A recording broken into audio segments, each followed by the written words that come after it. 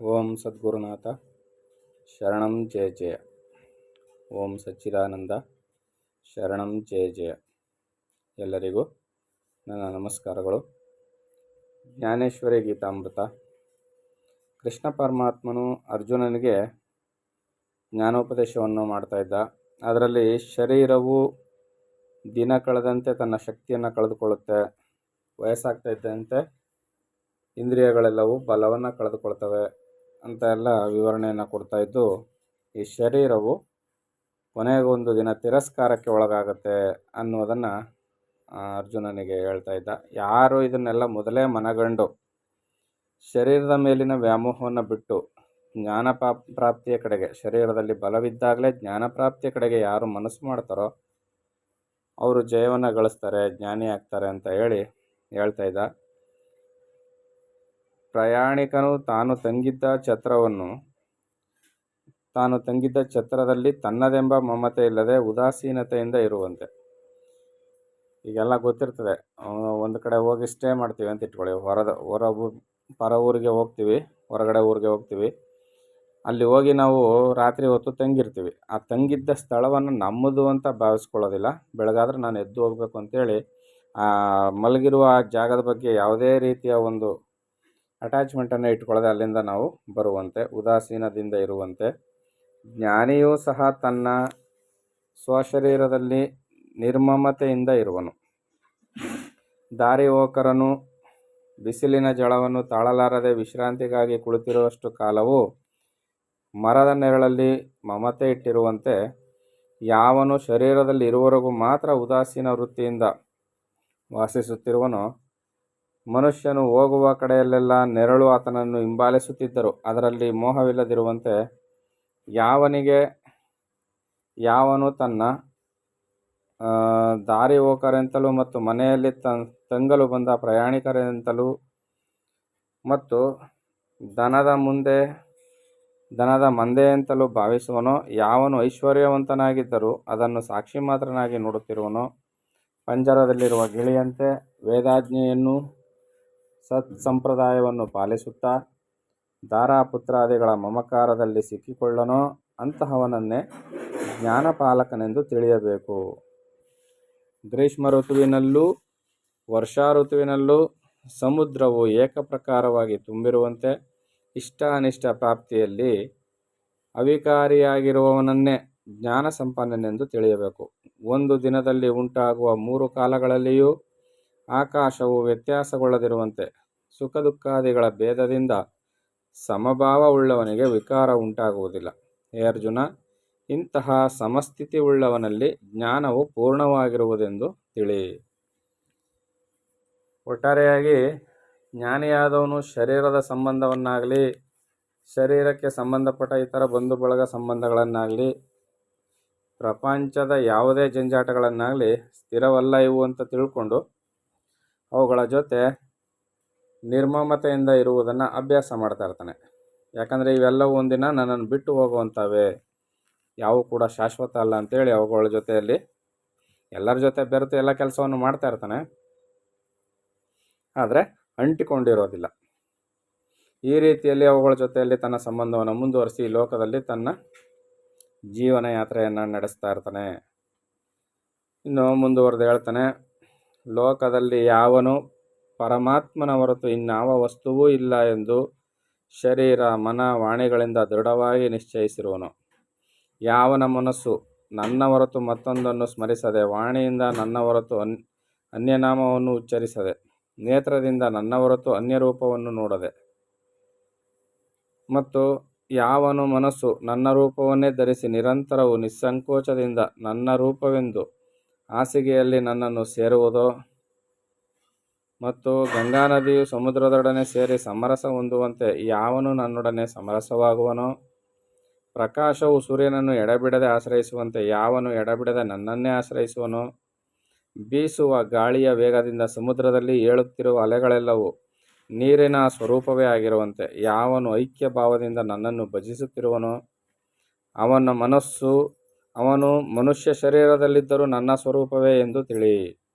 ಅಂದರೆ ಸದಾಕಾಲ ಸರ್ವಾವಸ್ಥೆಗಳಲ್ಲೂ ಪರಮಾತ್ಮ ಸ್ಮರಣೆಯನ್ನು ಮಾಡ್ತಾ ಇರ್ತಕ್ಕಂಥವನು ಮನುಷ್ಯ ಶರೀರದಲ್ಲಿದ್ದರೂ ಕೂಡ ಸಾಕ್ಷಾತ್ ಅವನೇ ಪರಮಾತ್ಮನ ಸ್ವರೂಪ ಅಂತ ನಾವು ಭಾವಿಸಬೇಕು. ಪರಮಾತ್ಮ ಸಾಕಾರ ರೂಪವನ್ನು ತಾಳಿ ಬಂದಿದ್ದು ಎಲ್ಲಿಯಪ್ಪ ಅಂದರೆ ಜ್ಞಾನಿಗಳ ರೂಪದಲ್ಲಿ ಪರಮಾತ್ಮ ಸಾಕ್ಷಾತ್ತಾಗಿರ್ತಾನೆ ಅಂತ ನಾವು ಕಂಡುಕೊಳ್ಬೇಕು. ಆತನೇ ಪರಮಾತ್ಮ, ಸಶರೀರಿಯಾಗಿ ಬಂದಿದ್ದಾನೆ ಪರಮಾತ್ಮ ಅಂತ ನಾವು ಭಾವಿಸಬೇಕು. ಆ ರೀತಿಯಲ್ಲಿ ಜ್ಞಾನಿ ಲಕ್ಷಣವಿರ್ತದೆ.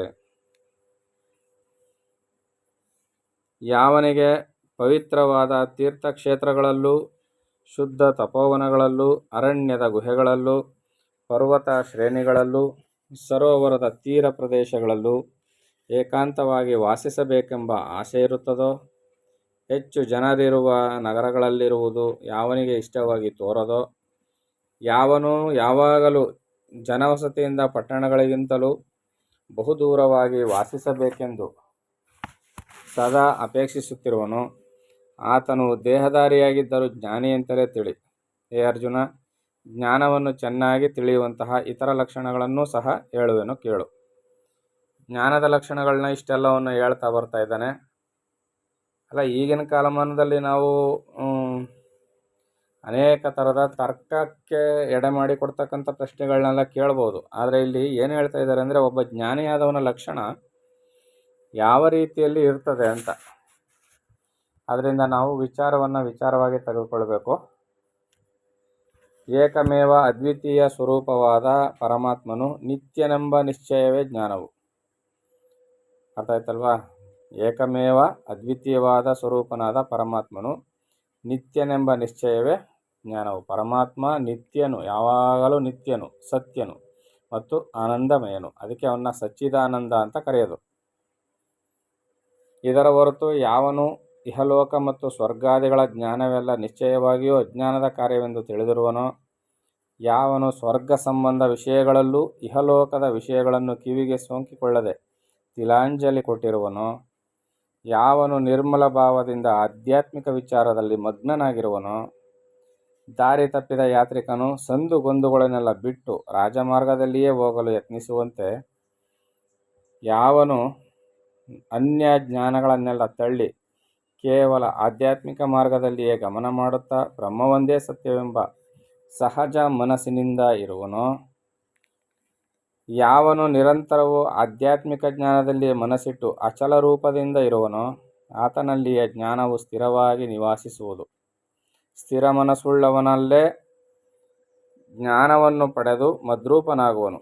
ಎಲೆಯ ಮೇಲೆ ಊಟವನ್ನು ಬಡಿಸಿದಾಗಲೇ ತೃಪ್ತಿಯಾಗದೆ ಕೈಯಿಂದ ಒಂದೊಂದಾಗಿ ತುತ್ತುಗಳನ್ನು ಬಾಯಲ್ಲಿಟ್ಟು ತಿನ್ನುವುದರಿಂದ ಮಾತ್ರವೇ ತೃಪ್ತಿಯ ಅನುಭವವಾಗುವಂತೆ, ಯಾವನಿಗೆ ಪ್ರತಿಕ್ಷಣವು ಜ್ಞಾನವನ್ನು ಪಡೆಯಬೇಕೆಂಬ ಇಚ್ಛೆಯು ಬಲವಾಗುವುದೋ ಅವನಿಗೆ ಅಭ್ಯಾಸ ಬಲದಿಂದ ಜ್ಞಾನಸ್ಥಿತಿ ಉಂಟಾಗಿ ಏಕಮಾತ್ರ ಫಲವಾದ ಜ್ಞೇಯ ವಸ್ತುವು ತಾನಾಗಿಯೇ ಲಭ್ಯವಾಗುವುದು. ಸದಾಕಾಲ ಅದೇ ಸ್ಮರಣೆಯನ್ನು ಮಾಡ್ತಾ ಇದ್ರೆ ಜ್ಞೇಯ ವಸ್ತು ಅಂತ ಕರೆಸ್ಕೊಳ್ತಕ್ಕಂಥ ಪರಮಾತ್ಮನು ಯಾರು ಸದಾಕಾಲ ಸ್ಮರಣೆ ಮಾಡ್ತಾನೋ ಅಂಥವನ ಪಾಲಿಗೆ ಸ್ಥಿರವಾಗಿ ತಾನಾಗಿ ಲಭ್ಯವಾಗ್ತದೆ. ಜ್ಞೇಯ ವಸ್ತುವು ಯಾವನ ಚಿತ್ತಕ್ಕೆ ಗೋಚರಿಸದೋ ಆತನಿಗೆ ಜ್ಞಾನವಾಗಲಿಲ್ಲವೆಂದು ತಿಳಿಯಬೇಕು. ಜ್ಞೇಯ ವಸ್ತು ಅಂದರೆ ಇಲ್ಲಿ ಪರಮಾತ್ಮ ಅಂತ. ಪರಮಾತ್ಮ ವಸ್ತು ಯಾರಿಗೆ ಗೋಚರಿಸುವುದಿಲ್ವೋ ಅವನಿಗೆ ಜ್ಞಾನವಾಗಿಲ್ಲ ಅಂತ ತಿಳಿಯಬೇಕು. ಹೀಗೆಯೇ ಜ್ಞೇಯ ವಸ್ತುವು ಕಾಣಬರದಿದ್ದರೆ ನಿಶ್ಚಯಿಸಿದ ಜ್ಞಾನವೆಲ್ಲವೂ ವ್ಯರ್ಥವೆಂದೇ ಅರಿಯಬೇಕು. ಪರಮಾತ್ಮನನ್ನು ಕಾಣದವನ ಬುದ್ಧಿಯು ಜ್ಞಾನಸ್ಫೂರ್ತಿ ಇಲ್ಲದೆ ಕೇವಲ ವ್ಯರ್ಥವಾಗುವುದು. ಸರ್ವವಸ್ತುವನ್ನು ಪರಮಾತ್ಮನೆಂದು ಅರಿಯುವಂತಹ ನಿರ್ಮಲ ಜ್ಞಾನವನ್ನು ಪಡೆಯಬೇಕು. ಪರತತ್ವವನ್ನು ಅರಿತವನಿಗೆ ಬುದ್ಧಿ ವೈಶಾಲ್ಯವು ವಿಪುಲವಾದ ಜ್ಞಾನಸ್ಫೂರ್ತಿಯು ಉಂಟಾಗುವುದೆಂಬುದನ್ನು ವಿಶೇಷವಾಗಿ ವರ್ಣಿಸಬೇಕಾಗಿಲ್ಲ. ಏನು? ಪರತತ್ವವನ್ನು ಅರಿತವನ ಬುದ್ಧಿ ವಿಶಾಲವಾಗಿರ್ತದೆ, ನಮ್ಮಗಳ ಬುದ್ಧಿ ಸಂಕುಚಿತವಾಗಿರ್ತದೆ. ವಿಪುಲವಾದ ಜ್ಞಾನಸ್ಫೂರ್ತಿ ಇರ್ತದೆ ಆತನಲ್ಲಿ. ವಿಶೇಷವಾಗಿ ವರ್ಣಿಸಬೇಕಾಗಿಲ್ಲ ಈ ಥರ ಇರ್ತದೆ ಅವನಿಗೆ ಅಂತ, ಯಾಕಂದರೆ ಅದು ಕಾಣಬರ್ತಾ ಇರ್ತದೆ. ಯಾವನ ಸದ್ಬುದ್ಧಿಯು ಜ್ಞಾನಪ್ರಕಾಶವನ್ನು ಪಡೆದು ಜ್ಞೇಯ ವಸ್ತುವನ್ನು ಸೇರುವುದೋ ಆತನಿಗೆ ಆತ್ಮತತ್ವವು ಕೈವಶವಾಯಿತೆಂದು ತಿಳಿಯಬೇಕು. ಹೇ ಅರ್ಜುನ, ಇಂತಹ ಸ್ಥಿತಿಯಲ್ಲಿರುವವನನ್ನು ಪ್ರತ್ಯಕ್ಷ ಜ್ಞಾನ ಸ್ವರೂಪನೆಂದು ಹೇಳುವುದರಲ್ಲಿ ಆಶ್ಚರ್ಯವೇನು? ದಿನಮಣಿಯನ್ನು ಈ ಲೋಕದವರು ಸೂರ್ಯನೆಂದು ಕರೆಯುವರಲ್ಲವೇ? ದಿನಮಣಿಯನ್ನು ಅಂದರೆ ಸೂರ್ಯನನ್ನು, ದಿನಮಣಿ ಸೂರ್ಯನಾರಾಯಣ ಅಂತ ಕರೀತಾರೆ, ದಿನಕರ ಅಂತ ಕರೀತಾರೆ. ಆ ರೀತಿಯಲ್ಲಿ ದಿನಮಣಿಯನ್ನು ಸೂರ್ಯನೆಂದು ಕರೆಯುವರು ಅಂತ ಇಲ್ಲಿ ಪರಮಾತ್ಮನ ಹೇಳ್ತಾ ಇದ್ದಾನೆ. ಅಂದರೆ ಈ ಜ್ಞಾನವನ್ನು, ಜ್ಞೇಯ ವಸ್ತುವನ್ನು, ಪರಮಾತ್ಮನನ್ನು ಪ್ರತ್ಯಕ್ಷ ಮಾಡಿಕೊಂಡಂಥ ವ್ಯಕ್ತಿ, ಜ್ಞಾನಿ ಪುರುಷನನ್ನು ಇಲ್ಲಿ ದಿನಮಣಿ ಅಂತ ಹೋಲಿಕೆ ಮಾಡಿ ಕರೀತಾ ಇದ್ದಾರೆ. ಜ್ಞಾನ ಸೂರ್ಯ ಅಂತ ಹೋಲಿಕೆ ಮಾಡಿ ಹೇಳ್ತಾ ಇದ್ದಾರೆ. ಅವನು ಮನುಷ್ಯ ಶರೀರದಲ್ಲಿದ್ದರೂ ಕೂಡ ಅವನು ಜ್ಞಾನ ಸೂರ್ಯನಂತೆ ಜ್ಞಾನ ಪ್ರಕಾಶವುಳ್ಳವನು ಅಂತ ಜನ ತಿಳಿಬೇಕು ಅಂತ ಇಲ್ಲಿ ಪರಮಾತ್ಮನು ಜ್ಞಾನಿ ಲಕ್ಷಣವನ್ನು ಹೇಳ್ತಾ ಇದ್ದಾನೆ. ಮುಂದೆ ಏನು ಹೇಳ್ತಾನೆ ಅಂತ ಮುಂದಿನ ಆಡಿಯೋದಲ್ಲಿ ನೋಡೋಣ. ಎಲ್ಲರಿಗೂ ಒಳ್ಳೆಯದಾಗಲಿ. ಓಂ ಸದ್ಗುರುನಾಥ ಶರಣಂ ಜಯ ಜಯ. ಓಂ ಸಚ್ಚಿದಾನಂದ ಶರಣಂ ಜಯ ಜಯ. ಹರಿ ಓಂ ತತ್ಸತ್. ಹರಿ ಓಂ ತತ್ಸತ್. ಹರಿ ಓಂ ತತ್ಸತ್.